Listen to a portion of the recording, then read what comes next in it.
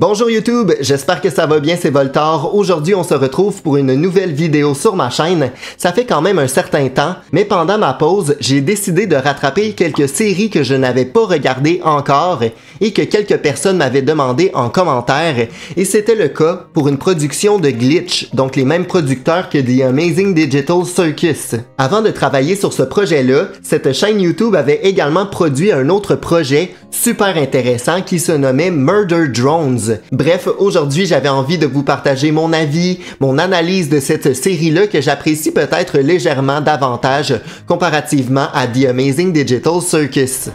Je vais commencer par dire que la production Glitch nous fait des séries hyper belles. On dirait que je ne comprends pas comment une compagnie comme ça sur YouTube arrive à faire une série d'aussi belle qualité alors qu'à la télévision, on ne retrouve même pas ce genre de série-là. Il y a des détails super impressionnants, je trouve les animations hyper bien faites, nos personnages au niveau du design également, c'est super original. Bref, je dois dire que c'est tout simplement remarquable. Au niveau des graphismes, Glitch est vraiment à la hauteur. Dans Murder Drones, on se retrouve dans un univers complètement opposé à celui du cirque digital, donc beaucoup plus sombre, moins coloré, peut-être légèrement plus mature également au niveau de l'histoire du scénario, de l'univers en général. Donc on est dans un monde post-apocalyptique où les humains ont complètement disparu et donc les robots ont pris le contrôle.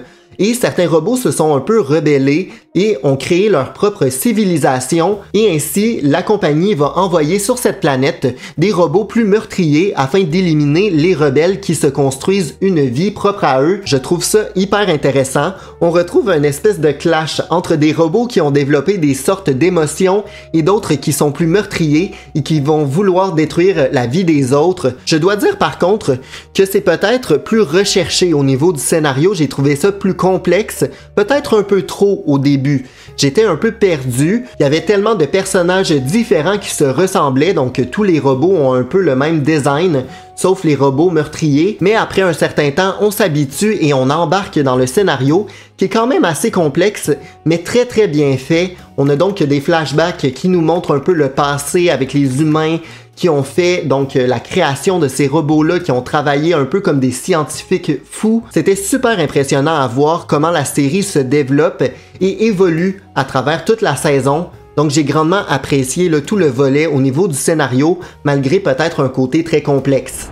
Un autre élément que j'ai grandement apprécié, je dirais que c'est le côté horreur. J'avais déjà un peu observé ce côté horrifique qui m'avait beaucoup plu dans The Amazing Digital Circus. Dans le 3e épisode, dans l'espèce de manoir hanté, c'était super bien fait. Et là, on retrouve cette qualité au niveau horreur, mais dans l'entièreté d'une série. Et ça m'a beaucoup plu. Et que dire des personnages? Uzi était hyper intéressante, hyper bien développée. La relation avec son père, dès le départ, on sent qu'il y a quelques flamèches, une notion un peu complexe dans leur relation, dans la confiance de son père envers elle. Donc j'ai trouvé cette notion-là super bien faite.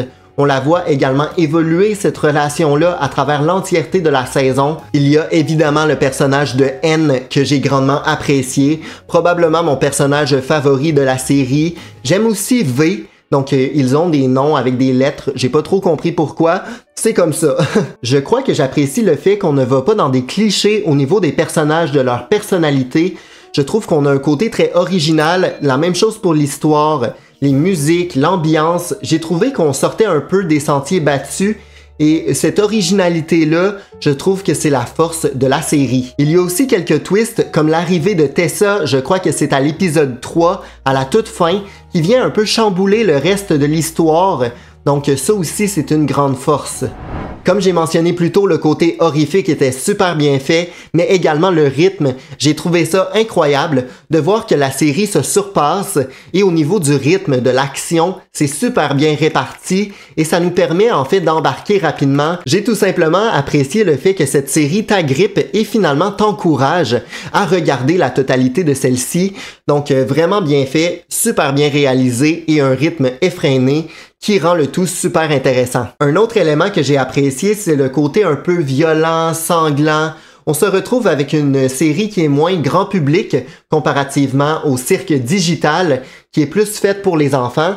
Cette fois-ci, je crois que c'est la série parfaite pour un public plus mature, plus adulte. Mais dans tous les cas, si vous êtes un fan d'animé pour adultes avec des scènes sanglantes, je crois que c'est pour vous, mais avec un côté un peu léger aussi, humoristique par moment. Donc c'est un mélange d'un peu tout, ce qui rend cette série-là, selon moi, hyper bonne. J'aimerais tellement voir une suite, mais je pense pas que ça sera le cas. On termine vraiment avec un dénouement qui finalement fait du sens.